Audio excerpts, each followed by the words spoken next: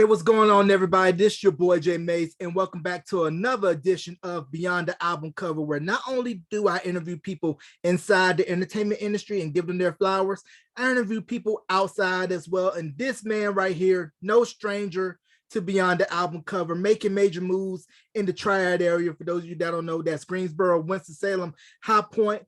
Founder, creator of Tobacco Road Sports Radio, which you can hear wherever you stream podcasts and locally in the Triad area on terrestrial radio, my man, Desmond Johnson. Des, welcome back to Beyond the Album Cover, bro, and how are you?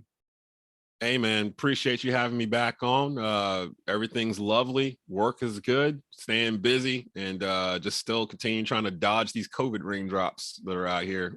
Just finished dealing with it myself last week. So everybody can be touched. It's basically the rule there. So just doing thing, man, doing a thing. How you been?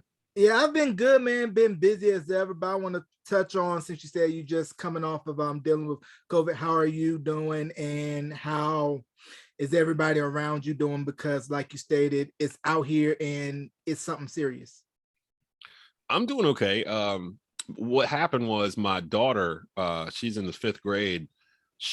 I got called to the office 2 Mondays ago because she wasn't feeling well. She was complaining of a headache, which is one of the COVID symptoms, and come to find out that there was a kid in her class that she sits beside that came to school sick, and he was in the office too. So they were already worried that they'd been exposed or whatnot. So I took her out of school, got her tested. She tested positive for COVID that night.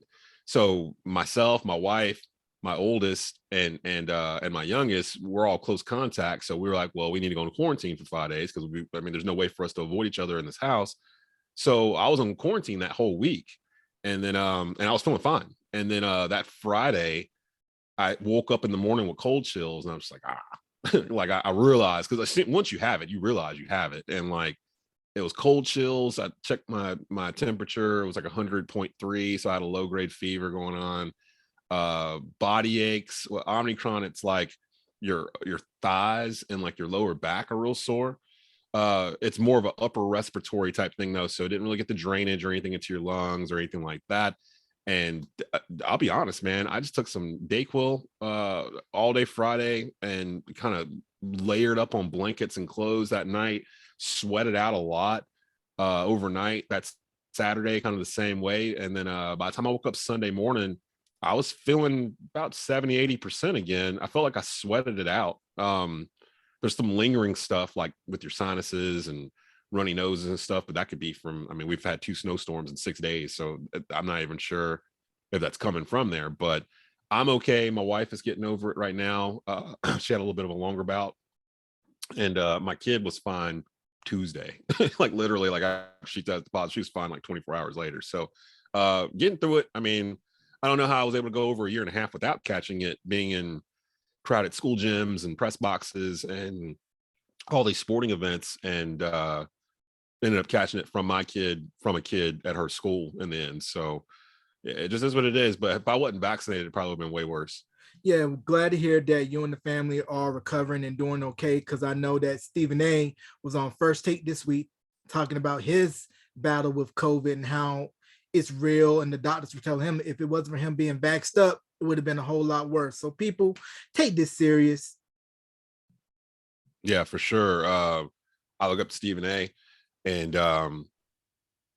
he's been an advocate of the vaccination for since it came out. And yeah, I saw that too when he first came back, and he was saying the doctors would tell him if he hadn't been vaccinated, he probably wouldn't be here. And I'm thankful me and my family have been vaccinated, all my immediate family, my mother and father, my mother-in-law.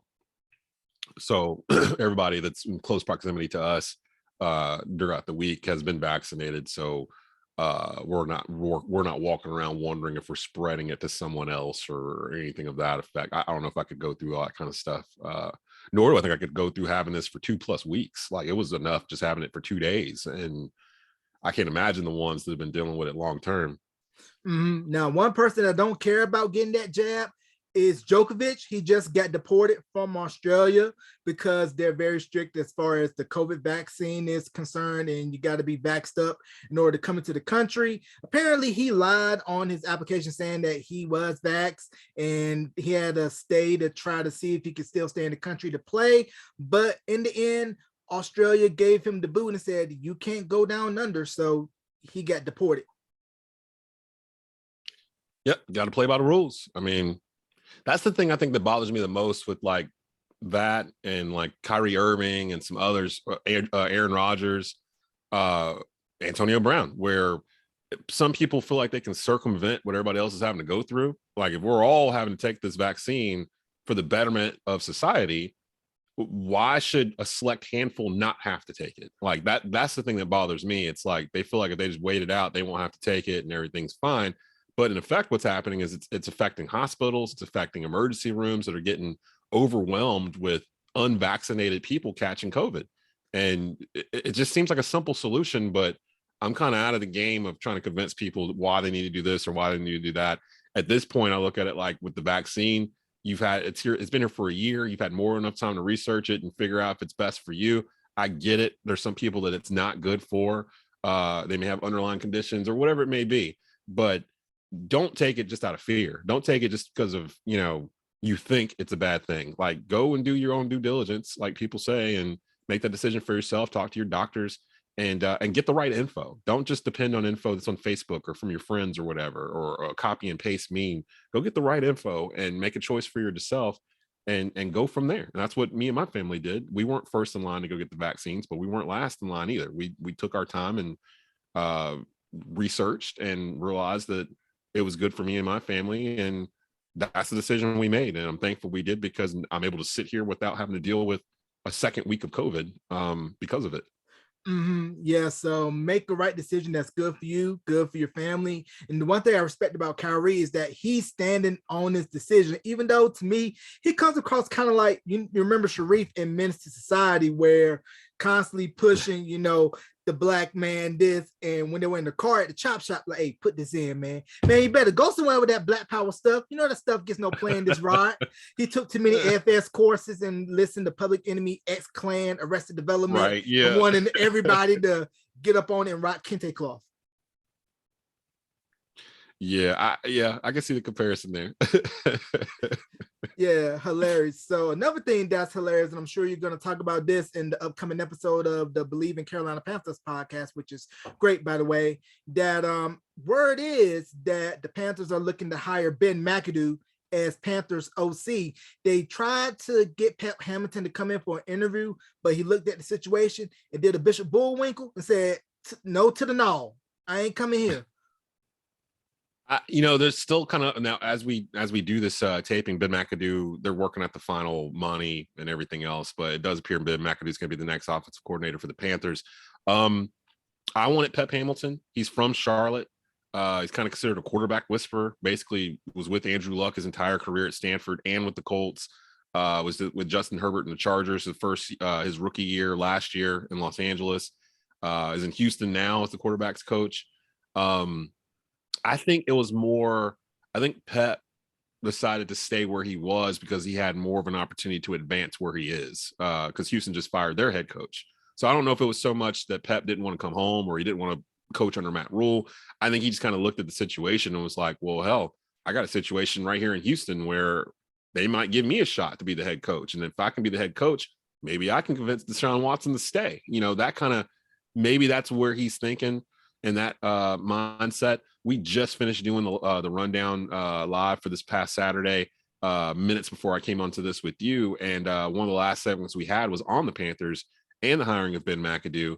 And shout out to Larry Frank from Frankly Speaking Sports. He's our morning host at Tobacco Road, Tuesdays through Thursdays at 11 a.m. And he laid out some pretty valid points for Ben Mcadoo in terms of him probably being the best hire out of the batch that they had. This whole rock star offensive coordinator search or whatever the Panthers were going through, there's no such thing as a rock star offensive coordinator. I don't know where this term came from or who this guy was supposed to be, but if there's a rock star offensive coordinator, he's probably interviewing for head coaching jobs, not other offensive coordinating jobs. So I don't that kind of threw off the fan base a little bit. because Ben Mcadoo doesn't really strike you as a rock star offensive coordinator, but he is a good one. Aaron Rodgers talks highly of him when he was the quarterback coach with the Packers.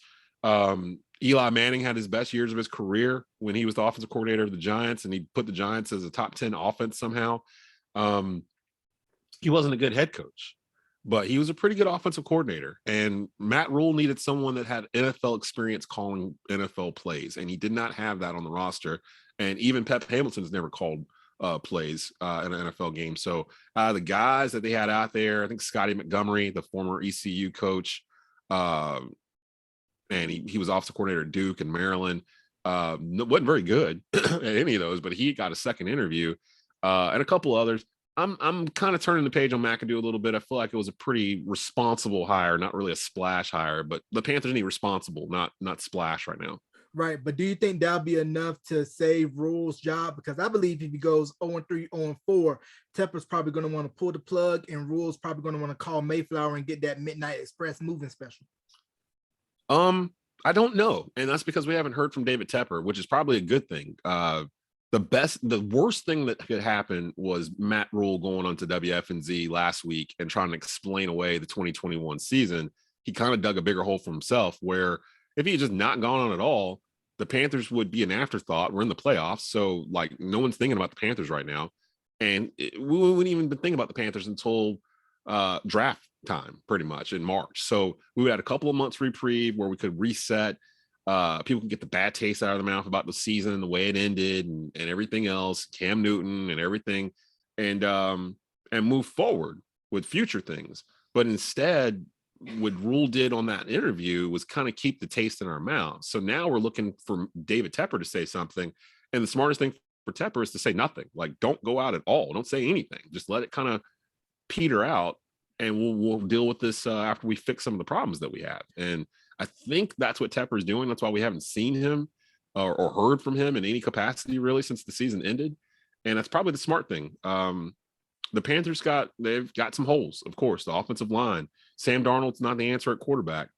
I hate to say it because he's one of my favorite players of all time, but Cam Newton isn't either. They got to move forward and find that guy, whoever it may be, wherever they do it, free agency, the draft, whatever it might be. But that's clearly the biggest position that the Panthers need to address along with offensive line in this offseason. And I feel fairly confident that they'll take a jab at doing that. So to answer your question, I don't know if say Matt Rule comes out and he starts 0-4. Yeah, that seat's going to get super hot. But will they? I don't know. There's so many questions about this roster. I can't really make an estimate on how they're going to start, but he does deserve to at least start year 3. This was a 7-year contract that he was given to throw him out after 2 seasons where one of them was COVID and no fans, and he didn't even meet his players until July. That doesn't really seem like a fair assessment, but he's running out of road. They got to see some sort of improvement of some sort this year. And he knows that. Matt Rule knows that. They got to show it this year, or Matt Rule's going to probably get to show him the door.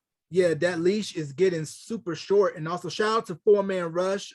Great podcast. Keep you up to date on Panthers football, listening to them and how now because of social media, some of the coaches who had early growing pains in their second or third year in probably wouldn't even make it to fulfill their full coaching duties because the chorus has gotten louder. And I'm sure players, owners, and everybody else that's higher up pays attention, and they're more prone to kind of cave to the loud voices of social media. Because if we look at Coach K at Duke, in his early years, he struggled and they wanted to can him, but the AD at the time went to bat for him and said, no, this is my guy. I'm going to ride or die with him.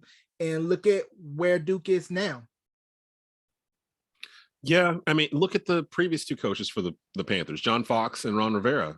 They both had under 500 records their first 2 years coaching with the Panthers, but John Fox was 2001. Ron Rivera was 2011. So we still weren't where we are today in social media and the fans feeling like they've got more of a say in what happens with the team and personnel. You're seeing that right now with Matt Rule, where every Sunday afternoon and every Monday morning during the NFL season, I'd get on Twitter to look for some news stories for a sportsman that I do for a local radio station here in the Triad. And over on the right-hand corner of Twitter, it would always trending would be Matt Rule. every single Monday for like the past 2 months. And I'm like, we lost our football game. It's never good when your head coach is trending on Twitter and you're in the middle of like a 5-game losing streak or whatever. And you click on his name and it's just fire Matt Rule, fire Matt Rule. Matt Rule doesn't know what he's doing. Matt Rule, like all of it's just boom, boom, boom, boom, boom. And I don't remember John Fox or Ron Rivera having to deal with that.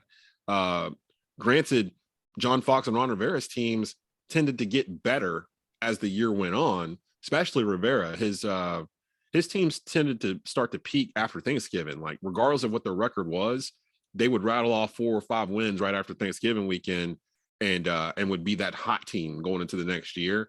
Fox the same way. They would typically start or end strong. We haven't seen that in the 2 years with Matt Rule, where in both years, actually, the team started out okay and then fell off a cliff and never recovered. So that's going to be the trick with Matt Rule going forward with the Panthers.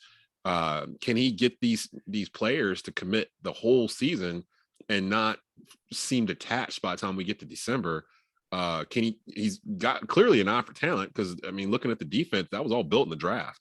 So they've been able to do that in 2 years, but this quarterback situation, man, it's really dragged down the franchise. And I think a lot of fans forget it's really been 4 years, not 2 years. And I think they're putting those extra 2 years on Matt Rule, because the 2 years before he got here, we were dealing with no Cam Newton. Like Cam Newton was hurt for the better part of 2 years, and Ron Rivera was basically having to try to figure out how to win games without number one. So it's really the last 2 years of Rivera and then these 2 years of Matt Rule together. It's been 4 years that the Panther fans have been struggling, and we're seeing the after effects of that right now. Mm-hmm. And this year's QB class is very weak, so I wouldn't touch that with a 10-foot pole. So Panthers, draft O-line and see what you can do next season. Now, before we switch gears to the NBA really quick, give me your Super Bowl picks. And also, did you see the trailer for the Super Bowl halftime show that'll be taking place this year? Yes. Anybody that knows me knows that Dr. Dre is one of my favorite producers and artists of all time.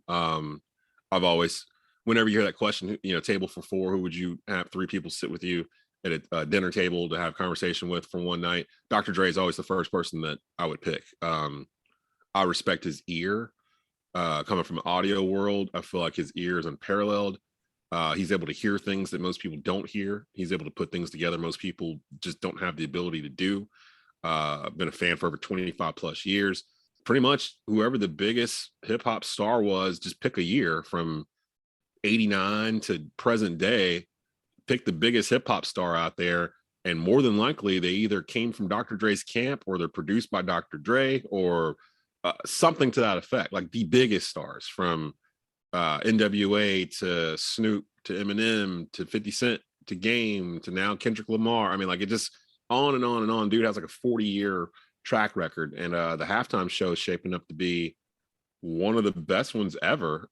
People don't realize that the talent, they don't get paid for these Super Bowl appearances, and Dr. Dre is paying for this entire halftime show. So I don't know what to expect, but it's Dr. Dre, Eminem, Kendrick Lamar, Snoop, and Mary J. Blige. And just hearing that lineup makes you feel like there are going to be more people. There's going to be some surprise performers in this. Like I could easily see, I think they're in California. Yeah. I could see Ice Cube come out, or I could see, man, it could go anywhere. Like it literally could go anywhere with this. So definitely interested in that. My Super Bowl pick, I know people are looking at like Green Bay, Kansas City. I don't think Green Bay's going to make it. I think Green Bay's going to fall before they get there. I'm really looking at the 49ers for some reason. The 49ers seem to stick out to me as that one team that's playing well right now, that plays hard, and it's really, people don't want to tackle in January, man. Like by the time you get to January, they don't want to tackle people. And the 49ers and their run game, they go looking for people to hit. And that's different. Like it's different when you're out there looking for somebody to hit as opposed to trying to not get hit. The 49ers are a very interesting team. It would not surprise me at all if they get all the way there. But I'm going to go with, if the Chiefs get there, that'd be like the 3rd year in a row, wouldn't it? That's so hard. I think I'm going to go, this is so random, Bills versus Rams in the Super Bowl. The Rams pushed all their chips in for this year, so they got to get there. They're playing a Tampa team that's banged up. I think they have enough firepower to beat Green Bay in Lambeau. And I think their defense matches up well against the 49ers if they see them. On the other side, the Bills, it feels like they've been kind of building to this moment. I'm picking the Bills more so because I don't believe the Chiefs can get back to the Super Bowl for a third straight year because it's so hard to do. It's only happened like twice. So eventually that window closes. And the NFL, I feel like once you've reached the Super Bowl, you have a 4-year window to get back. And this is year 4 for the Chiefs. They've basically played an extra 12 games or whatever it is, more than most of the other teams have. And that attrition usually catches up to you. So I'm going to go Bills, Rams in the Super Bowl, although that prediction will probably be no good by 9:30 Sunday. So we'll see. But that's where I'm going to stick with right now. Okay, I got Green Bay, Kansas City, but if the Bills were to get to the Super Bowl, hopefully they could wash away the stench of the curse from those 90s Bills teams, Jim Kelly, Bruce Smith, Thurman Thomas, Don Beebe, Andre Reed, and all those guys, because if they would have won at least 1 or 2 Super Bowls, we're talking about one of the greatest teams to ever be assembled, those 90s Bills teams coached by Marv Levy. Oh, yeah. I just watched Four Falls of Buffalo, the 30 for 30 on that Buffalo Bills 90s team on ESPN Plus. It's one of the better ones that they have. And you forget about all the Hall of Famers are on that team. Jim Kelly, Thurman Thomas, Andre Reed, Bruce Smith, Daryl Talley. I mean, you just go down the line. That team should have won that first one at least. It's funny, too, because think of it like this. If the Chiefs hadn't won against the 49ers a couple of years ago, we might be talking about the Chiefs in the same vein that we talk about those Bills teams from the 90s.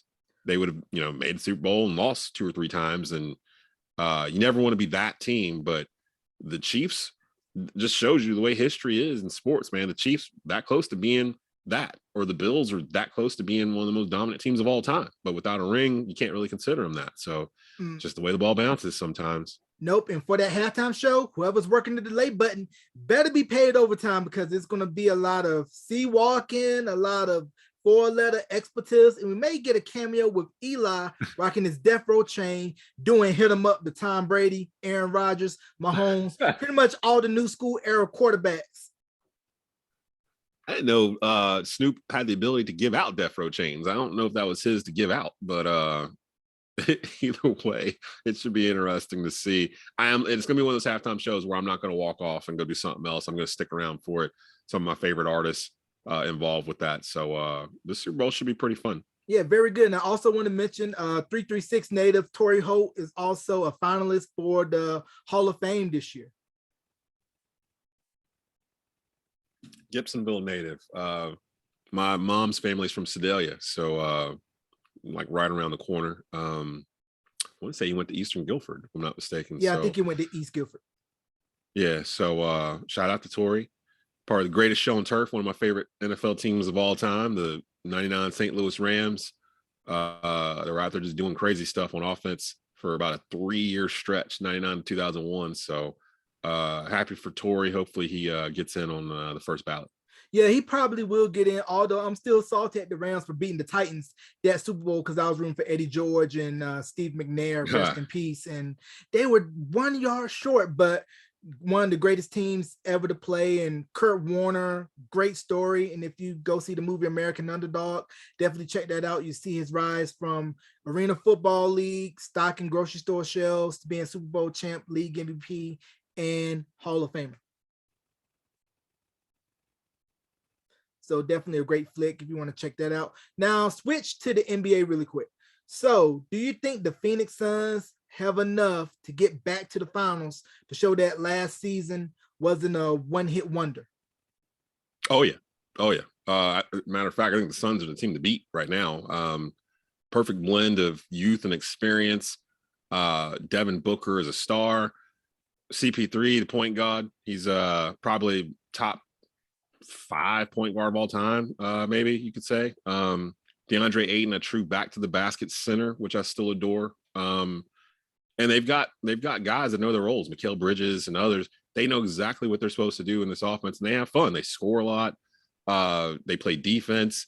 The only team really in the West that I see that could potentially give them problems is the Golden State Warriors. I don't think anybody predicted the Warriors are going to be this good. And now, integrating Clay back into the mix and eventually James Wiseman, Golden State has enough, and they match up against Phoenix really well, matter of fact. So kind of expecting that. Makes me sad because I'm a Laker fan, so I'm having to watch what my Lakers are going through right now. They're just not the team is built funny. It's built like somebody pulled out NBA 2K and was like, what if I put together an all-star team from 2016? Like, what would it look like? And they just kind of threw all this stuff on the Lakers. Anthony Davis has been hurt. Russell Westbrook can't shoot. It looks like sometimes LeBron's stat padding a little bit, but I don't know, man. They seem like maybe they can get something going second half of the season, but this Laker team is not constructed to win a championship currently the way it is right now. I agree. I think Westbrook probably may get traded by trade deadline. I also think Phoenix may make a trade to try to counter Golden State because they're probably thinking we're probably going to see them in the conference finals unless someone knocks them off early. And I was actually surprised that the Bulls and the Cavs in the East and how well they're playing. Yeah, the Cavs in particular, I didn't realize they're starting like 3 7-footers like right now. So they're like the tallest team in the league. They're doing pretty well. I think they're playing without Colin Sexton. I think he got hurt. So Cavs are doing pretty well. The Bulls lead the East right now with a young team. My Charlotte Hornets have won 6 of their past 7. So they're climbing up the board on the Eastern Conference. The Eastern Conference has got some skill. They got some talent over there, some young talent too. So I don't know how it's going to end up in the end, but watch out for my Charlotte Hornets. They are playing really well. They've got 5 dudes that are averaging over 15 points per game right now. Melo just had a triple-double a couple nights ago. They're finally starting to win on the road. And something people don't realize, the Hornets have played the least amount of home games of any other NBA team to date. They have a whole backlog of home games where they're playing exceptionally well. So this team's only going to get better, health permitting. The Hornets may have something to say here in the Eastern Conference when it's all said and done. Yeah, at the end of the day, for the NBA Finals, I think it's going to be Warriors-Bucks. I would say Nets, but with Kyrie's situation, knowing that he's only able to play part-time when it's on the road, if Game 7 comes down to them being at Barclays, he may not be able to play because of New York's vaccination rules. So I think Brooklyn may intentionally try to slide down in the seeding to avoid that possible scenario. But at the end of the day, I think it's going to be Warriors Bucks, and I got Warriors probably popping the champagne again because once again, it's almost like you get everybody back. It's like when Thanos got all the stones in the glove and Draymond has the glove on. He's like, ah! That's how the Warriors are right now. Oh, you thought you forgot? You thought we were gone? I think they were better without Durant, to be honest. That was the thing for me. I prefer them the way they're playing right now. When they got Durant, they just kind of went super Saiyan and just were like, well, we've got 2 of the best 5 players in the league. We're just going to give it to them. Before Durant got there, though, they were the most fun team to watch. Steph was Steph. Clay was Clay. Draymond's running everything.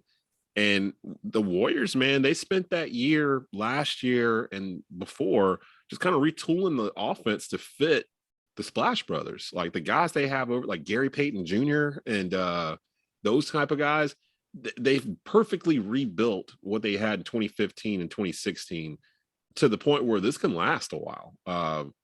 This can be here for a while. The Warriors are going to be contenders for the next 3 or 4 years with the presently construed lineup. They don't need another superstar or whatever. Andrew Wiggins is a former number 1 pick. He's playing his role exceptionally well in this offense. The Warriors are going to be around. The Warriors are going to be around for a while. So everyone just needs to get used to the Warriors. Yeah, just watch out and briefly touch back on the Suns with them having the best record currently in the league. It takes away all the distractions that came out with the story that came out about owner Robert Sarver and his racist, misogynistic behavior. And then also Ayton not getting the bag and is pretty much playing for a big contract.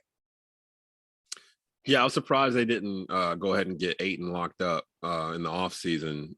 But Robert Sarver is known to be notoriously cheap when it comes to re-signing players or bringing players in on free agency. So it didn't surprise me too much, but they run the risk of maybe losing Ayton down the road if they don't play their hands right, which would destroy what the Suns have built the past 2 years by not having Ayton in the middle.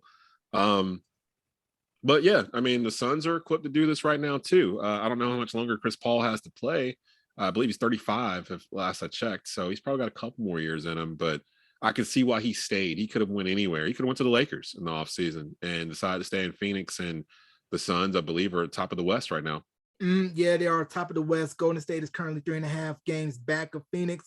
But I know the 336 was buzzing heavy when he made it to the finals. I mean, Lil Wayne was there courtside when they beat the Clippers. LeBron was courtside at a couple of the finals games, rooting his brother on. And Chris Paul's already a first ballot certified NBA basketball Hall of Famer, named to the 75 anniversary team. He just needs that ring to really officially put that stamp on, even though he already got everything else. Yeah, I mean, because that's what separates him from like Magic and an Isaiah and Curry. Curry's got 3 and or 2. Wait, how many does Steph Curry have? Steph Curry has 2 rings. No, yeah, I want to say 3. Yeah, he's had 3. He won 1 without Durant, and then they won 2 with him. But then again, Steph Curry is the only league MVP in history to be unanimously voted league MVP. Wilt didn't do that. Jordan didn't do that. Shaq didn't do that. So Curry's still on a different level than what Chris Paul is. But Paul's in a situation where, yeah, he just needs a ring to justify and validate his career and status as a top 5 all-time point guard, because he's not going to catch John Stockton's all-time assist record. It's way out there. No one's going to catch it. He's never going to do the steals record. It's too far out there for Stockton. No one's going to catch that one either. So, like, I think Chris Paul would have to take an extra 10 years or something to catch it. And he's at 35 right now. So, top 5 point guard in my mind. But if he gets a ring, that elevates him into that Magic Johnson, Isaiah Thomas level, Steph Curry level of point guards. And one guy in the league who I'm glad everybody's starting to pay attention to, and everybody knows he's a superstar. Boy, it's something serious. And that's that boy, Ja Morant, out in Memphis. Yeah, Morant's a problem. Ja Morant has made everyone forget that Zion Williamson was the number 1 pick in that draft. And maybe has the Pelicans wondering if they should have picked Ja Morant. His spring off the floor is just, his hops, they're just ridiculous. And he's able to do some things that we haven't really seen a person that size do. He's almost like a more athletic Allen Iverson, which is crazy to say, but that's what he kind of reminds me of. He reminds me of AI, but like more athletic. He can do more things. He can jump higher. He can, he had that 2-handed block a couple nights ago. It was I think it was against the Lakers. It was just ridiculous. He's good, man. He's good. He's got Memphis in contention right now. I feel bad about what's going on with Zion and his injuries. They might as well just shut him down for the year. We're already going into February and he hasn't played a game yet. So, and protect that investment. But Ja Morant's the real deal. The Grizzlies got them one with him. Yeah, and I predict in the next 3 to 5 years, you can say you heard this first on Beyond the Album Cover, that I think the Pelicans are going to end up leaving New Orleans, going to Seattle, becoming the Supersonics again, and the NBA is getting a team in Vegas. Say that again, man. I said that I think the Pelicans are going to leave New Orleans and they're going to return to Seattle to reform the new Supersonics, and the NBA will get a new team in Las Vegas, since you already have the Raiders there and you have the WNBA team, the Aces there, which I believe they just named Becky Hammon the head coach out there. Mm-hmm. I can see that. I don't know how hard the NBA is pushing to get a team back in Seattle. I'd imagine they probably want to put one in Vegas first before they put one in Seattle, but the Pelicans are owned by the Benson family that also owns the Saints. And if I'm not mistaken still, and I could see them being sold again or something. The question with them is what do they do with Zion? Like, do you still wait it out and try to see if you can make this work, or go ahead and trade him now while his trade value is still relatively high? I've been on record since he was at Duke, and I was like, look, the dude is, I think he's the 2nd heaviest person in the NBA right now, like at 285 or something like that. But he's 6'6". Like, that's an NFL left tackle. That's Michael Orr. Like in terms of like, if you really sit there and think about it, he cannot survive a decade in the NBA running 3-4 miles per game, carrying all that weight on his knees. And we're starting to see him have a lot of lower body injuries. And I think a lot of it's because of the weight he's carrying. Now, like going to New Orleans where everything's fried, seafood, battered up, probably wasn't the best place for him to go to start his career.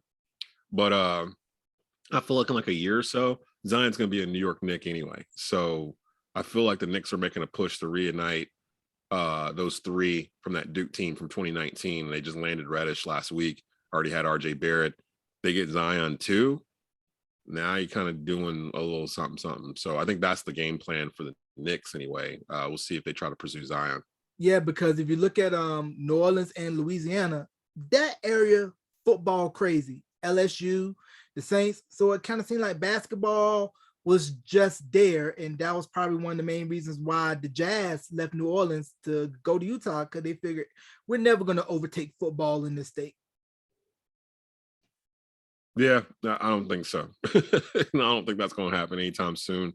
Especially in the South, football is just king wherever you go in the South.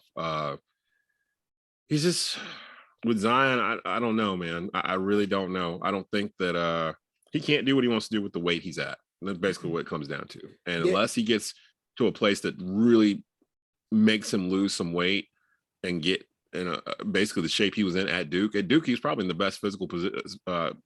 The physical form that he's been in his entire life. But that's because Duke had guys with him 24/7, telling him what to eat, when to work out, where to be.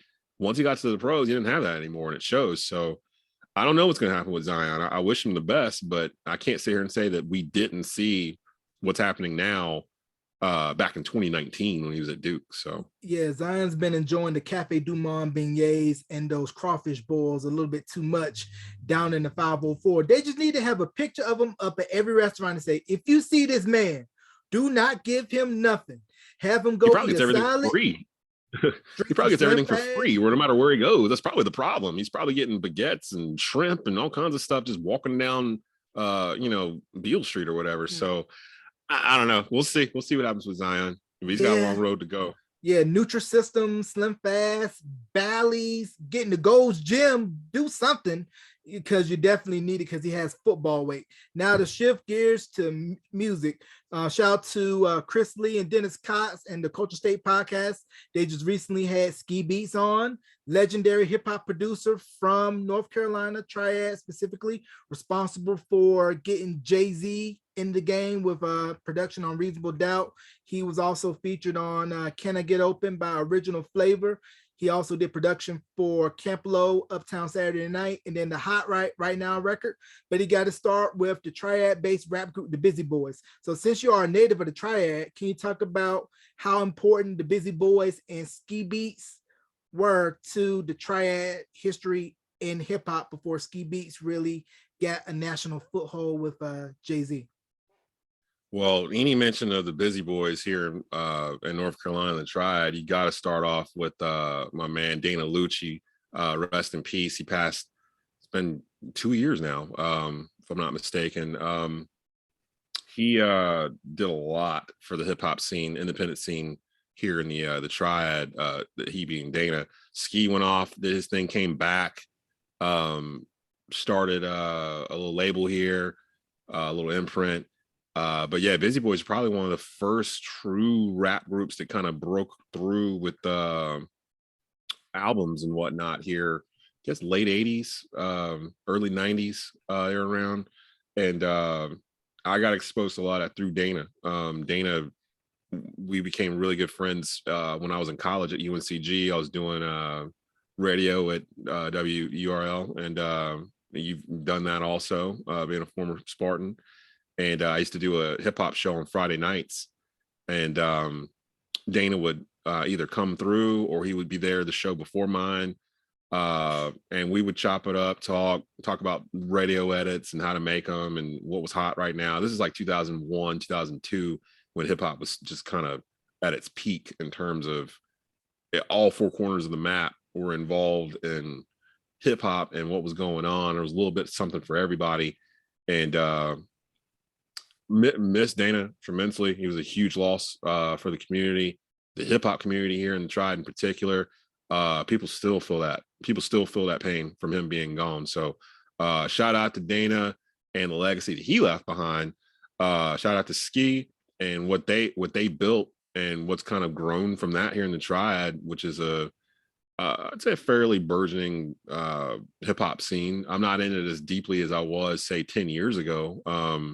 But I keep my ears to the ground. I try to keep up with who's out there and who's doing what and everything. But it's a young man's game. I always heard that, never really believed it, but I just had my 44th birthday this past week, and it's true. It's the young man's game, doing that kind of thing and keeping up with the latest of what's going on. So yeah, don't look it, bro. I mean, for our age, we grew up during golden era hip hop, and of course, it's not as heavily marketed and promoted as your current hip hop, but there's still hip hop music for those of us that missed the era of the boom bap. Nas just dropped a surprise album a couple of weeks back, which is very good. So you still have folks from that time period, 80s, 90s era, that's still giving us quality hip hop. And if you're into TV dramas, the show Queens definitely gives us that 90s golden era hip hop vibe with Eve, Brandy, who is an assassin on the mic, folks. Natari from 3LW, formerly of 3LW.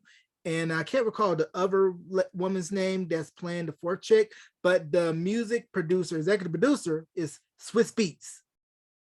Okay, I haven't checked that show out. I've heard about it, but I hadn't checked it out. I'm gonna have to go check it out and see if it's on Hulu, or I imagine it's on Hulu or something. I could catch up with it. So yeah, it's on Hulu since it's currently on the air. But for me, it felt good to see Eve spit 16 again, to let people know she's still the illest pit bull in a skirt. Yeah, I've like I said, I've heard a lot about the show. Just haven't had a chance to check it out. Definitely will look it up and see what it's about. Yeah, a dope feature. Now, here's where where you feel old as dirt.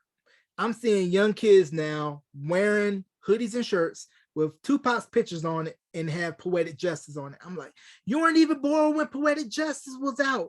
You don't know the legacy of Tupac and what he meant to hip hop. So do you think now, with the different generations coming in and feeling like 90s era is in vogue, with BT re-airing New York Undercover, rest in peace James and Tume, that a lot of the younger generation still want to feel that authenticity of the era of hip hop and R&B that we grew up with?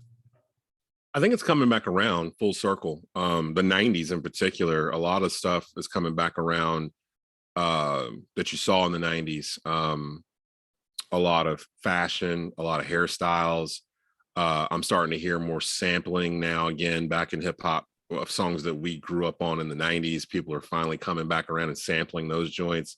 And we kind of expected it to eventually come. Everything runs in circles. So eventually it was going to come back around. It's just kind of crazy for me growing up in the 90s as a teenager and a young adult to see it all coming back around now. Because now I can go dig back in my closet and pull stuff out that I ain't wore in forever, and it's back in again. So like Tommy Hilfiger's back all of a sudden. Like, it was gone for a while. Now all of a sudden that's back in fashion or whatnot. There's a lot of different things that have come back around, and I do a lot of stuff with younger kids sports wise here in the Triad with Tobacco Road with athletics, and we do a lot of like coaches shows and podcasts and interviews and stuff with these kids, these 4 and 5 star kids that are littered all over the Triad.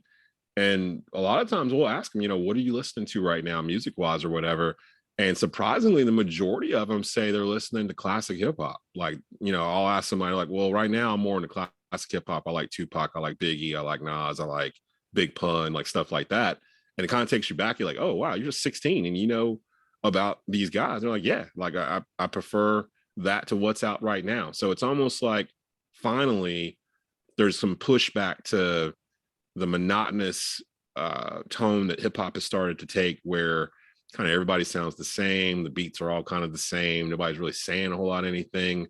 We grew up in an era where hip hop was kind of like our guide. Like, it kind of taught us what to look at politically. It taught us what to be mentally, if you're a minority or if you weren't a minority, what it felt like to be one. It taught us about police brutality. It taught us about things are happening on the other side of the country that you may not be aware of. It felt like a teaching tool, and that's been missing for a while, really, probably since I got out of college. So really the past 15 years, it feels like that's not there, or it's not readily accessible. You kind of got to know where to go look for it. Whereas before it would just be on the radio or something and you would find it. It would find you. Now the role is yours. You have to go and find that stuff. And that makes it a little bit harder, makes people not necessarily want to work as hard to find the good music. And a lot of good music gets lost in the shuffle because of it. But you can't put the toothpaste back in the tube once it's out. So it's just a matter of figuring out how to find the stuff that talks to you. It's just in a different medium. I tell people all the time that music itself has not changed, but the way we process it has, whether it's vinyl to 8-track to cassette to CD to MP3 to now where everything's basically all streamed and all in one spot. The method in which we consume music changes and will forever change, but the method of making good music has not. The way you make good music 30 years ago, you still basically follow that path today. And those that don't make good music. So it's kind of one of those things where if you have good music, people will find it. It's just there's a lot more trees in the forest now. So you got to work a little bit harder. Yeah, because it's crazy how vinyl sales are up and people are wanting to get that old school analog sound. How back when we were coming up, we had to go to the record store to get a vinyl, cassette, CD, or if you really had money, you used to call this channel called the box. It was a 900 number. You had to pay, I think, at least $1.99 or $2.99, get that 3-digit number to request what song you wanted. And it was like the early version of video on demand, if you think about it. Mm-hmm. Yeah. I saw they just put a documentary out about the box not that long ago. I think it's out. We didn't really have the box here. Or I didn't anyway. I didn't have cable until I was like 17 or whatever. So we had to depend on, man, back when I was a kid, young in the Triad, they used to have a video station here, Channel 61. And they used to play music videos. And if you didn't have cable, that was how you got music videos here in the Triad. Like, I'm really showing my age now because it's been so long since that station existed. But I remember the last day that they were on the air, they played Weird Al Yankovic's Eat It back to back for like 24 hours straight. And then they went off the air. It was the weirdest thing. But for some reason, as a kid, I still vividly remember them playing that video over and over and over again, and then like that, like the whole station, everything was gone. And now I think it's like a religious station or something like that. But before that, it was a music video station here in the Triad, and they would play everything, and it was free. It was over the air TV, and that might have been the first exposure a lot of people had to hip hop videos in the Triad. That would have been mid 80s when that was going on. So it's crazy. And in the broadcasting industry, we would call that a stunt. And I believe the documentary you're referring to is You're Now Watching Video Music Box, that was directed by Nas, and it talks about the legacy of Video Music Box, Uncle Ralph McDaniels, which is still going on to this day. Because if you grew up in the tri-state area, New York, New Jersey, Connecticut, it's an institution. But thanks to the internet, everybody around the world can now understand the significance of Video Music Box. And Ralph McDaniels has a room full of footage, VHS tapes from all of the years of Video Music Box.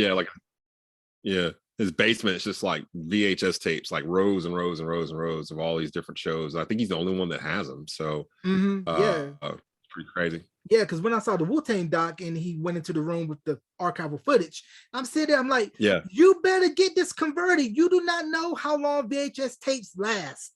And he has a website where he's doing a collection to get all those archives digitized, which I say go donate, because he literally has history in VHS tapes. Now, speaking of history, this will be the last thing we're going to talk about before I get you on out of here. By the time this airs, Janet Jackson's documentary, part 1 of it at least, will have dropped. And are you surprised that she is willing to open up now, where she's notoriously been very private and hush hush about her life outside of the spotlight? No, not really. Joe's passed. Joe Jackson is no longer here with us, so I think a lot of the stuff that the Jacksons probably kept under wraps, uh, and put it behind religion. They're all Jehovah's Witnesses, so I think a lot of that stuff will start to come out more and more now as they get older, and there's money there. There's money to be had there by telling those stories. People still love the Jacksons. People love that family and the work that they've put out. So no, with Joe Jackson no longer here with us, I feel like you'll probably hear more and more. I'm surprised we haven't heard more from the Jacksons about that. But nah, Janet's probably the second most popular Jackson behind Michael. And I know she's gone through some things the past couple of years herself. So no, it doesn't really surprise me. Doesn't really surprise me at all, actually. Yeah, I'm actually looking forward to it. I had a chance to go see her a couple years ago in Vegas when she did her short residency for Metamorphosis. And if you get a chance, folks, to go see Janet, do, because for me, it was the closest thing to getting to go see Michael. I mean, just her impact on what she's meant to the music industry, pop culture. You can look at the likes of Christina, Britney, Beyonce, Zendaya, Sierra, pretty much every female artist that came out within the past 30, 40 years have been influenced in some way, shape, or form by Janet Jackson. She was supposed to that concert. She was supposed to come here to Winston-Salem. It got canceled in 2020 because of COVID, but she had been scheduled to come here. And me and my wife actually looked at it to see how much it would be. I think the tickets were crazy though. I think they're like 200 a ticket or something nuts. But COVID canceled that whole concert. So it'd be interesting to see if she decides to do that and try to go back out again. Yeah, so folks, once again, be safe out in these streets. Omicron is not playing. Get the jab, make an informed decision, do what's best for you. And there's before I let you go, any shout outs you want to give, plug the people where they can hear Tobacco Road Sports Radio, wherever you stream, and also in the triad. Yeah, shout out to everybody involved with Tobacco Road Sports Radio right now. It's grown tremendously since we launched a little over a year and some change ago. The rundown is back on Triad Airwaves. We were off for about a year or so after the move from WSGS Sports. It's back on now, WWBG 1470 AM every Saturday morning live at 10 a.m. Rotating panel of guests. We just had Chris Lee on an hour ago, matter of fact. So shout out to Chris and everybody that was on this past week's episode. If you missed them, you can go to YouTube, you can go to Facebook Watch, you can go to our Twitter page at Tobacco Radio to watch those there. Shout out to everybody who's doing shows right now with Tobacco Road.